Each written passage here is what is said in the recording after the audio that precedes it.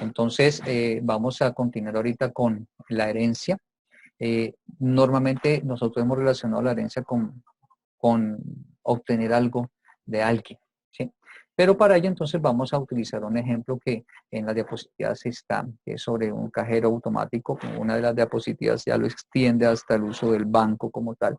Y en este ejemplo pues le hemos incluido algunas cositas. Por ejemplo, el banco tiene tipos de cuenta, la cuenta ahorro y la cuenta corriente. La cuenta corriente permite sobregiros.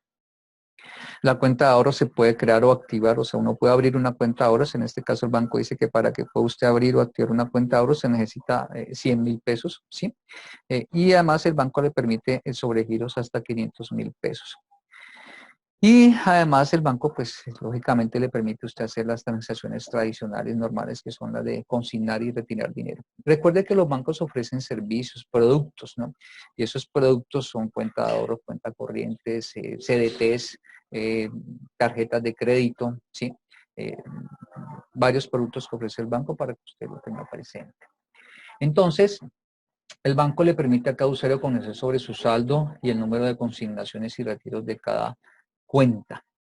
Bien, ¿cómo podemos entonces interpretar este ejemplo? Pues vamos a iniciar nuestro proceso con la especificación y comprensión del problema, es decir, lo que necesitamos nosotros es conocer los requerimientos funcionales. Recuerde que los requerimientos funcionales son las operaciones o servicios que ese programa que usted, programador, está construyendo para darle solución a un problema o a una problemática de un cliente, ese programa pueda incluir en su solución esas cosas que quiere que el cliente le sean resueltas, ¿sí? Eso se llama o servicios o las operaciones.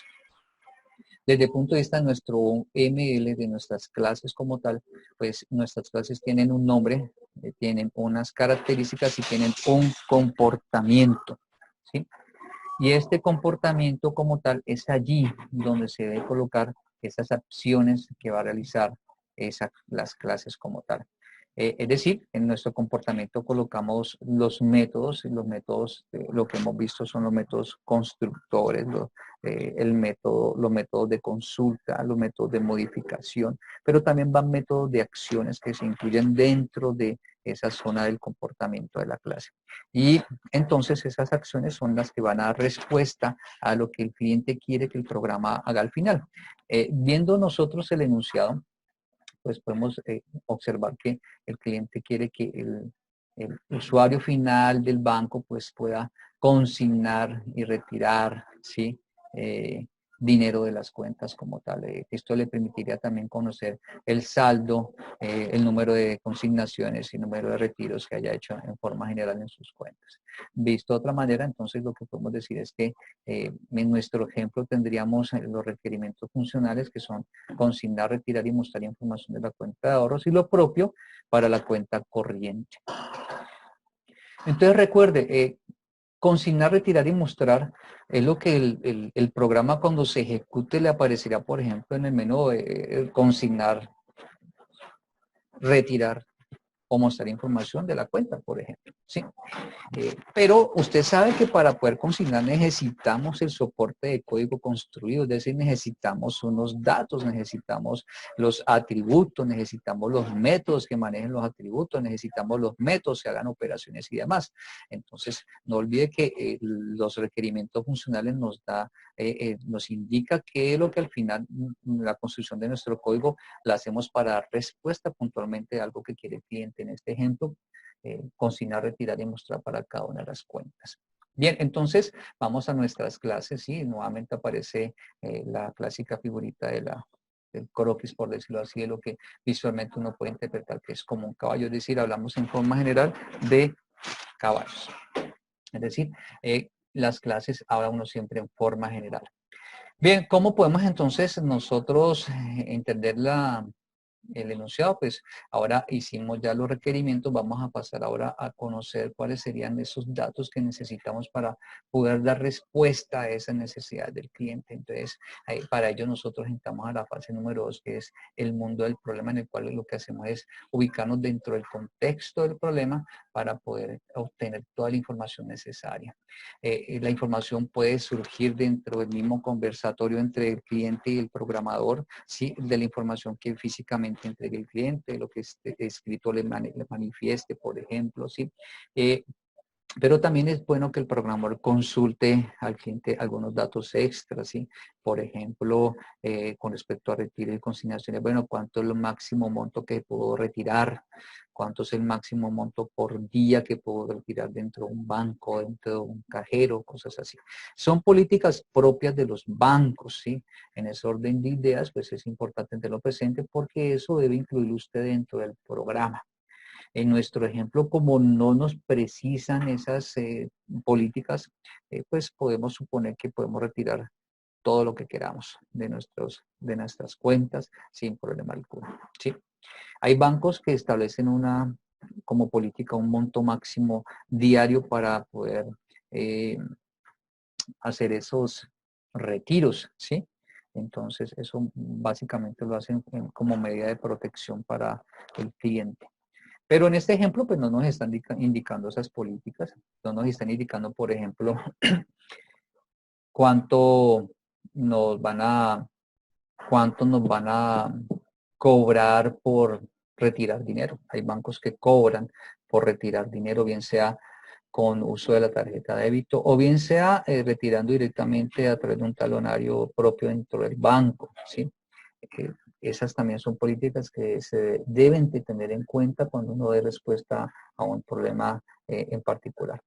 Es decir, cuando hablamos del mundo del problema, necesitamos meternos dentro de ese problema, o sea, tratar de extraer toda la información, ¿sí? Extraer la información que se requiere y se necesita tener presente para el manejo de los datos como tal y de la información en general que nos permitan resolver el problema. En nuestro ejemplo, como el enunciado solamente nos manifiesta esta información, entonces podemos resaltar aquellas palabras, ¿sí? Que nos resultan importantes y que pensamos que nos va a dar respuesta a nuestro problema. Una vez resaltadas esas palabras, pues las vamos a colocar aparte. ¿Y para qué lo hacemos? Pues para, entre otras, conocer cuáles serían nuestras clases del problema. Entonces usted podrá encontrar que tenemos varias, entre ellas banco, saldo, activar, cuenta de ahorros, cuenta corriente, ¿sí? Pero no todas esas palabras son elementos, es decir, no todas esas palabras son clases como tal. ¿Cómo podemos entonces encontrarlas? Como hemos visto en los ejemplos anteriores, pues uno puede buscar los sustantivos y con eso puede guiarse como tal. Por ejemplo, número de retiro de la cuenta corriente, número de retiro de la cuenta ahorro, o en forma general, número de retiros de la cuenta, es decir, número de retiros no sería el nombre de una clase. Activar ¿qué? Activar la cuenta de ahorros, entonces activar tampoco sería el nombre de una clase, ¿sí? ¿El saldo de qué? El saldo de la cuenta de ahorro, la cuenta corriente, o en forma general el saldo de la cuenta, ¿sí? El monto para activar, bueno, entonces el monto para activar, ¿qué? El monto para activar la cuenta de ahorro, ¿sí?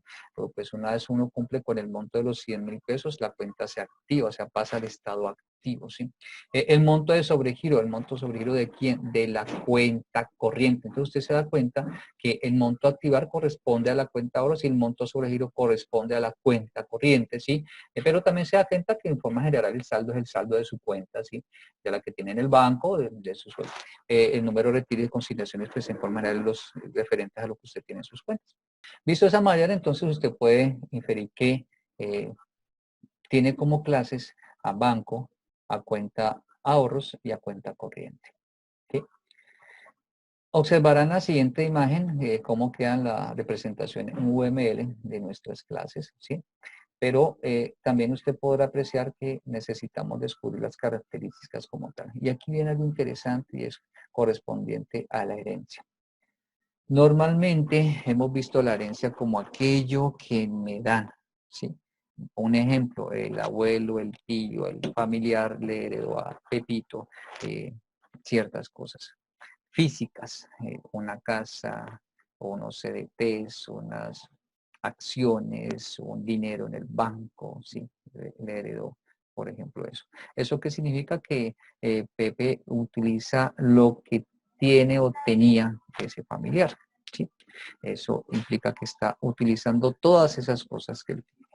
Otro ejemplo de herencia, pues es lo que es la genética, ¿sí? Los hijos adquieren información de los padres, físicamente a través de los genes, es decir, usan los hijos la información de sus padres, ¿sí? Esas son las formas que hemos visto nosotros de herencia. Nosotros podemos modelar la herencia en el mundo de los computadores, en la programación orientada a objetos, que es una de las bondades del POO. ¿Y cómo podemos hacerlo? ¿O qué representa para nosotros? Pues representa que una clase puede heredar o utilizar lo que tiene otra clase. Eso significa que nos ayuda a nosotros en no volver a escribir el código. Visto otra forma, la herencia nos permite que podamos utilizar los campos y métodos de las clases, teniendo presente que campos pueden ser variables y atributos, ¿sí? Y entonces usted puede utilizar los campos en general y los métodos de una clase, ¿sí? También debemos tener presente algo, que la clase que se deriva de otra clase, es decir, la clase que hereda se llama subclase, también se puede llamar derivada, clase extendida o clase secundaria. Y aquella clase que es la que le permitirá a usted usar las cosas, ¿sí? Es decir, la clase de la que se deriva la subclase se le denomina superclase. También se puede llamar clase base o clase principal, ¿sí? La idea de la herencia es entonces, ¿cuál? Es utilizar el código, ¿sí? A través de las clases que él lo hereda, ¿sí? Es decir, se puede reducir el código duplicado y mejorar la calidad del código como tal. ¿Cómo podemos apreciar nosotros en nuestro ejemplo? Entonces, en la cuenta, en el ejercicio del banco, usted puede apreciar que el banco, usted puede a través del banco conocer el saldo, el número de consignaciones, el número de retiros, a través de la cuenta de ahorros también, el número de consignaciones de retiros, la cuenta corriente igual, ¿sí? Notará que la cuenta de ahorros tiene un atributo particular propio, que es el activar la cuenta. En el caso de la cuenta corriente, sobre giro sería su atributo. Es decir, en forma general, las tres clases utilizan los mismos campos: saldo, número de consignaciones, número de retiros. Y cada una de sus clases tiene o puede aportar sus propios atributos y sus propios métodos. ¿Esto qué implica? Que desde el punto de vista de las clases tendríamos nosotros este diagrama UML en donde cada una de ellas tiene sus atributos y sus métodos como tal. Notará entonces que en cada una de las clases aparece saldo, cantidad, consignaciones, cantidad, retiros. ¿Eso qué significa? Que usted puede pensar el código de otra manera para no sobreescribirlo. ¿Cómo? Pensando lo siguiente, que cuenta corriente es una cuenta del banco, que cuenta de ahorros es una cuenta del banco, y no que banco es una cuenta corriente y banco es una cuenta de ahorros. Es decir, nosotros podemos pensar que cuenta corriente y cuenta de ahorros heredan la información de lo que hay en el banco. ¿Cómo podemos representar eso? Entonces lo que usted puede ver es que las clases cuenta corriente y cuentas de ahorro pueden utilizar todos los atributos y métodos que se encuentran en la clase banco. El código entonces usted lo puede reestructurar. ¿Cómo? Pues como no va a reutilizar, no va a reescribir el código, lo que usted puede es utilizar el código que ya está creado. Eso implica que nuestras clases cuenta ahorro y cuenta corriente quedan con sus atributos propios de la clase, ¿sí? Cada uno y sus métodos propios de su clase. Pero para poder utilizar aquellos elementos de la clase banco, entonces necesitamos hacer algo. ¿Y eso qué es? Pues la clase banco se llamará entonces clase padre o superclase, ¿sí? Y las clases cuenta ahorros y cuenta corriente se llamarán clases hijas o subclases. Y cada una de ellas tendrá sus propios elementos, atributos y métodos. ¿Cómo podemos representar entonces las asociaciones como tal? Pues usted las puede representar como usted las observa en estos momentos en la imagen, ¿sí? Note que la punta de la flecha es un triángulo más grandecito, vacío, para que usted pueda reconocer que se están relacionando las clases, es decir, cuenta corriente y cuenta ahorros se extienden de la clase banco, heredan la información de la clase banco. ¿Y eso qué significa? Que banco les aportará todos los datos que tiene propio de ellas. Ahora, ¿cómo quedaría nuestro código? Miren, en la clase banco, pues usted observa que hasta la fecha usted ha visto que los atributos todos tienen el símbolo menos indicando que es private. Pero cuando hablamos de herencia, pues el colocar private es como si usted le dijera a el tío el que le dejó la plata al familiar, le dejó, aquí está, le heredó tanto, pero está en la caja fuerte con llave, con candado y ya no la tiene nadie. O sea que básicamente usted le dijeron, hay un dinerito ahí, pero no lo puede usar porque está bien guardadito. ¿Eso qué implica? Que nuestro modificador private no es el más recomendado cuando hablamos de herencia. Entonces, el modificador que podemos utilizar, que también protege información, pero nos permite utilizarla en las clases hijas, es decir, nos permite utilizar saldo, cantidad de consignación y cantidad de retiros, puedes utilizar estos atributos en las clases hijas. El mejor modificador que podemos utilizar es el protected. Es decir, usted aquí acaba de conocer otro nombre de modificador. Recuerde que los modificadores que usted ha manejado hasta el momento son el private, privado como tal, que encapsula la información, es decir, la oculta, y el modificador público o público que hace visible lo que está al lado derecho de esa palabra. En este orden de ideas, cuando hablamos de herencia, pues entonces la clase padre, pues la recomendación es no colocar el modificador private, sino un modificador que le permita llegar rápidamente al uso de esa información. Y el recomendado es protected. Usted también puede colocar el public, pero aquí le estamos presentando el protected. ¿Sí? ¿Eso qué significa? Que la frase o palabra protected se puede utilizar para tener acceso a los métodos o las variables de la clase en la cual vamos reside o se coloca la palabra protected. ¿Sí? ¿Cómo queda entonces la clase de cuentaahorros? La clase de cuentaahorros, entonces, para que cuentaahorros pueda heredar o pueda utilizar lo que tiene en la clase banco, entonces debemos colocar en su código una palabra en particular y es la palabra extens, ¿sí? Y esa palabra extend implica que se extiende, que hereda lo que tiene la clase banco. ¿Cómo queda entonces nuestro código? Observe que la palabra extend la vamos a incluir en la primera línea. Observe. Usted ve que dice public class, cuenta ahorros. Hasta allí es lo normal que usted ha manejado, pero ahorita le agregamos la palabra extends.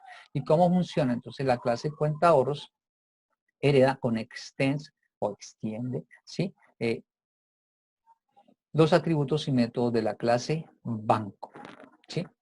Es decir, que en la clase cuenta ahorros podemos dentro de esa clase utilizar todo lo que tiene la clase banco. Entonces, usted puede observar en pantalla cómo quedaría el código para cuenta ahorros. Claro, cuenta corrientes lo mismo. Cuenta corrientes también le colocaríamos extens banco. Y ambas clases pueden utilizar todo lo que hay dentro de banco. Es aquí en la diapositiva, pues el tamaño de la diapositiva me permite solamente colocar estos dos. Pero cuenta corriente también extendería de banco, es decir, hereda también de banco. Y entonces notará también que tenemos el atributo propio, ¿sí? De la clase cuenta corrientes. Ahora, cuenta ahorros, perdón. Ahora, entonces, ¿cómo nos va a quedar nuestro código? Observe entonces que en nuestro código tenemos en la clase banco en el costado izquierdo, tenemos entre ellas los atributos, pero ya esos atributos están con el modificador protected, que nos permite utilizar estos nombres, literalmente el nombre saldo, cantidad de consignaciones y cantidad de retiros, nos lo permite utilizar en las clases extendidas o hijas, es decir, en cuentaahorros y cuentacorrientes sin problema alguno de conflicto de acceso. Entonces, en la clase banco también usted puede encontrar el método constructor banco, como lo puede apreciar aquí en la imagen, donde tiene un parámetro y el único atributo que tiene es saldo, que ese atributo como tal es el que debemos darle cuando abramos nuestra cuenta en el banco. Recuerde que oficialmente cuando usted abre una cuenta en el banco, pues usted le pedirán, bueno, quiere abrir un producto, una cuenta de ahorros, necesita tanto dinero, etc. Ahora, Cuando usamos herencia, pues lo ideal es que podamos crear los objetos en las clases hijas, es decir, creamos el objeto cuenta ahorros, el objeto cuenta corriente. ¿Cómo podemos usar eso entonces? Pues para poder crear un objeto de la clase cuenta ahorros con su saldo, entonces lo que se hace es desde la clase cuenta ahorros invocar el método constructor de la clase banco, ¿sí? Recuerden, yo quiero crear mi cuenta de ahorros y como mi cuenta de ahorros voy a manejar un saldo, entonces yo lo que hago es desde la clase cuenta de ahorros invocar el método constructor de la clase banco. ¿Dónde lo invoco? Pues desde el mismo método constructor de la clase cuenta ahorros. Ahora, ¿cómo lo puedo invocar? Pues como estamos con extends, pues lo puedo hacer a través de una palabra muy particular y esa palabra es la palabra super. Al colocar la palabra super estamos usando herencia y la palabra super significa que voy a visitar la clase banco, en este caso super paréntesis saldo significa que voy a visitar el método constructor de la clase banco. Recuerde, super, la palabra que usted utiliza para poder utilizar los métodos de la clase que está dando la información a la clase hija, es decir, a la clase padre. Entonces, con super visito el método constructor de la clase banco, de la clase padre. ¿Cómo lo podemos hacer entonces? Entonces, super, ¿qué es? Es una palabra clave del lenguaje de programación utilizada para acceder a los miembros de una clase heredada por la clase en la que aparece. Entonces, desde la clase contadores, yo utilizo super para tener acceso a los métodos de la clase padre. ¿Cómo funciona entonces super saldo de la clase cuentadoros? Pues este valor o argumento en la variable saldo cuando se ejecute, se va a guardar en el parámetro nSaldo del método constructor, ¿sí?, de la clase banco. Una vez se guarda, se ejecuta el método constructor haciendo que el contenido de ese parámetro se guarde en el atributo saldo de la clase banco. Y como está heredado, entonces desde la clase cuenta de ahorros ya tengo mi saldo. ¿Cómo podemos utilizar entonces los métodos de la clase padre en las clases hijas? Pues para utilizar esos métodos de la clase padre en las clases hijas, lo que hacemos es el uso de la palabra super. ¿Sí? Con la palabra super, entonces yo puedo desde la clase hija utilizar los métodos de la clase padre. Y si le pongo el punto, automáticamente puedo escoger los métodos que tiene la clase padre. En este ejemplo, el método consignar como tal, observe que para yo poder consignar en una cuenta de ahorros, pues debo tener activa mi cuenta de ahorros. Es decir, si usted mira líneas arriba, va a encontrar el método constructor de la clase cuenta de ahorros, donde invocamos el método constructor de la clase padre, ¿sí? Y luego revisamos si saldo, mira que aquí está la palabra saldo, si saldo es menor que 100,000, pues no tenemos la cuenta activa porque el requisito del banco para abrir o activar una cuenta de ahorros es que mínimo tenga usted 100,000 pesos. Y entonces, si yo quiero consignar en la cuenta de ahorros, pues lo ideal es que la cuenta de ahorros esté activa. Por eso usted ve aquí, if cuenta de ahorros activa, donde cuenta de ahorros es de tipo booleano, lo que implica entonces que esto tendrá un verdadero o un falso. Si me da verdadero, entonces podemos ejecutar esta línea que dice super.consignar cantidad. ¿Eso que implica? Que a través de esta línea, cuando se ejecute el procesador por la palabra super, va a la clase padre y busca el método consignar y lo ejecuta, modificando entonces el valor del saldo y modificando el valor de la cantidad de consignaciones, es decir, incrementándola en 1. Por otro lado, la clase cuenta corriente también, perdón, la clase cuenta ahorros también tiene sus propios métodos. Usted puede observar aquí el método mostrar información de la cuenta de ahorros. Ese método, usted se da cuenta, vamos a mostrar el saldo, la cantidad de consignaciones y la cantidad de retiros que se ha hecho en la cuenta de ahorros. Notará que aquí utilizamos directamente el atributo de la clase banco. Mire con las flechas. Estamos utilizando el atributo cantidad de consignaciones y el atributo cantidad de retiros, que son atributos propios de la clase banco. Pero como la clase cuenta ahorros tiene el extends, pues puedo utilizar todo lo que tiene la clase padre. Note que como son atributos, no requiero, ¿sí?, anteponer la palabra super. Usted también, ¿qué puede utilizar? Pues puede utilizar el modificador abstract. Mire que hemos tomado el mismo ejemplo de la clase banco, pero hemos colocado el modificador abstract. Note que en la primera línea tenemos dos modificadores, que es el public y el abstract. ¿Qué hace el abstract? Básicamente abstracto. ¿Eso qué es? Que no representa algo en específico, ¿sí? Y se puede utilizar todo el contenido de la clase para crear otras clases. Ojo, crear otras clases, es decir, la podemos utilizar para herencia, por ejemplo. Pero cuando usted pone la palabra abstract aquí al ladito de public, significa que esta clase como tal, clase banco, no se pueden crear objetos. Pero usted puede utilizar la clase banco para hacer uso de herencia. ¿Sí? Si usted tiene un método y le pone el modificador abstract, obligatoriamente Java le dice que la clase como tal debe también tener la palabra abstract. Esto es netamente de carácter informativo para que usted lo tenga presente. Por otro lado, también existen las interfaces. ¿Qué es la interfaz? Que usted crea una clase en donde la clase crea lo que literalmente llaman contratos. Es decir, usted crea nombres de métodos, pero no les coloca código. ¿Sí? ¿Y qué hace entonces con la interfaz? Recuerde que usted hasta ahora ha visto cómo usar clases, ¿sí? Hasta hoy conoció cómo puede heredar de una clase y también va a conocer cómo puede implementar información de otra clase que se llama interfaces, ¿sí? Entonces usted crea una clase interfaz y con eso lo que hace es crear métodos, ¿sí? Pero no les coloca el código. Lo que entonces implica es que la interfaz define una plantilla o contrato de cómo va a funcionar o cómo se define una clase predeterminada, en este caso la clase animal, y no tiene ningún tipo de implementación. Para ello usted le antepone la palabra interfaz al nombre de la clase. ¿Y cómo podríamos utilizar la clase animal? Pues la clase animal, pues por ejemplo, está el mamífero. Es un animal. Entonces, mamífero lo que hace, si quiere utilizar este contrato, estos métodos de la clase interfase, lo que hace es coloca la palabra implement para poder implementar lo que tiene la clase animal. Y dentro de la clase mamífero lo que hace es ya colocar el código propio de alimentarse y desplazarse propio para el mamífero como tal. ¿Sí? ¿Y eso qué implica? Que pues las clases pueden generar un diferente comportamiento, pueden tener sus propios atributos y otros métodos extra que hace referencia entonces al polimorfismo como tal. ¿Sí?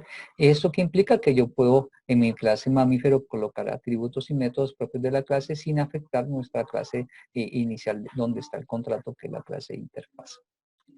Usted puede observar en esta imagen, por ejemplo, la interfaz animal donde tiene tres métodos, pero implementa, de ahí la clase mamífero, donde ella toma esos métodos, los construye en su código para funcionar exclusivamente para la clase mamífero, y de la clase mamífero podemos heredar esa información a los mamíferos, por ejemplo, el perro, el gato, si la ballena, la persona, el ser humano como tal, y ahí usted puede utilizar interfaces.